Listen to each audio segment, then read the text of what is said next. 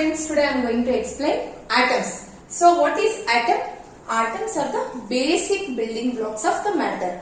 So these are very small particles we cannot see with our naked eye, but we can see in the microscope, and they are indivisible. We cannot divide the atoms, but molecules we can divide because they are group of atoms, and atoms they cannot survive independently. But molecules they can survive independently because they are group of atoms. And let's see about atoms. Atoms also have subatomic particles inside it. There are three subatomic particles, basic subatomic particles. They are electrons, neutrons and protons. Electrons are having negative charge, neutrons no charge, and protons are positively charged particles. Let's see the atom. See, in the nucleus, neutrons and protons are present in the middle, and the electrons will be revolving around the nucleus, and the electrons are having negative charge, and in the middle the neutrons no charge and protons will be having positive charge. So because of presence of positive and negative charge, they are balanced. So electron negative charge is balanced with the positive charge of proton. So always the atom is a balanced particle.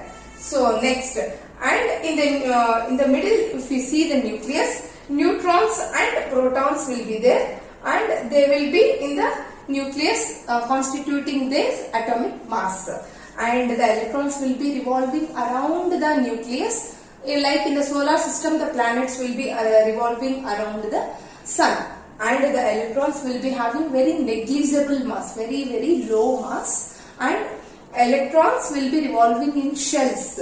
So in definite orbitals which have definite energy. So there are definite shells present in which electrons will be revolving. Okay. So when we see the particles, proton, it will be having +1 charge, and the mass is 1 mu, atomic mass unit. And when we see the neutron, it will be having no charge, so 0, and the mass is 1 mu, atomic mass unit. And electrons will be having negative charge, -1, and its mass is negligible. Electron is having no mass. It has mass, but it is very less compared to these two. So negligible. And the number of particles of protons and neutrons will be always same. So that's why we take atomic number of the element as number of protons, which is also equal to number of neutrons, and it is different for different elements. So there will be a very unique atomic number for every element. Then let's see here. I told electrons revolve around the nucleus in definite shells. There are so many shells. See, in the first shell is K, second shell is L, third shell is M, and N, so on. M, N, O, P. So many shells are there. Let's see. And what is the general formula is 2n square. So n is nothing but number of electrons. So we can calculate how much maximum it can accommodate the electrons in K shell. So let's see, 2 into first shell. So 1 square, that is equal to 2. So maximum 2 electrons it can accommodate, and n is the number of shell. So 1 is the number. So and L, second shell. So number 2. So 2 into 2 square.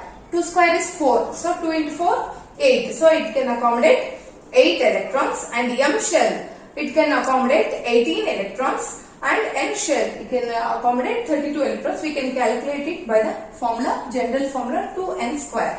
So this is how the electrons are arranged in different shells, and each shell will have definite energy levels. That's why atom will not collapse. It will rotate in that energy shells only. Thank you.